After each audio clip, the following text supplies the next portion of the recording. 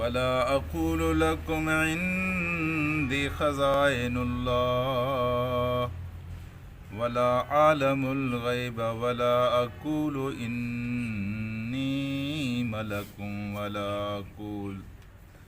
ولا أقول للذين تزدري أعينكم لن يؤتيهم الله خيرا الله أعلم بما في أنفسهم إني إذا لمن الظالمين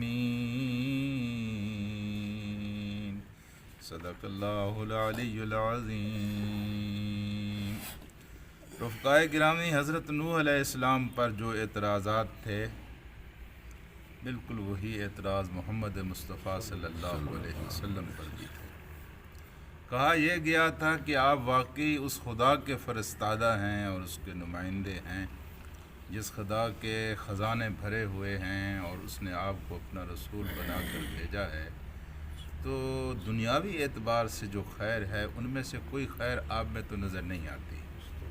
نہ آپ کے پاس مال و دولت ہے، نہ آپ غیب کی خبریں ہمیں بتاتے ہیں، اور آپ کے ارد گرد جو لوگ بیٹھے ہوئے ہیں وہ معاشرے کے چوتھے درجے کے لوگ ہیں۔ کوئی چیز ایسی تو نظر نہیں آتی ہے جس وجہ سے ہمیں معلوم ہو کہ اللہ آپ پر راضی ہے اور اللہ کی آپ کے اوپر نوازش ہے۔ دنیا کے معیارات تو تقریباً وہی ہیں۔ آج بھی لوگ یہی سمجھتے ہیں کہ بڑا آدمی جس کے اوپر خدا راضی ہے، اس کے پاس مال و دولت زیادہ ہو، اس کا کاروبار بڑا ہوا ہو، غیب کی خبریں بتاتا ہو، اس کے ارد گرد بڑے چودھری ہوں، خان ہوں، نواب ہوں، اس کو بڑا آدمی سمجھا جاتا ہے۔ اب اللہ کا قرآن اس کا کیا جواب دیتا ہے؟ وَلَا أَقُولُ لَكُمْ عِنْدِي خَزَائِنُ اللَّهِ، میں نے کب کہا ہے کہ میرے پاس اللہ کے خزانے ہیں؟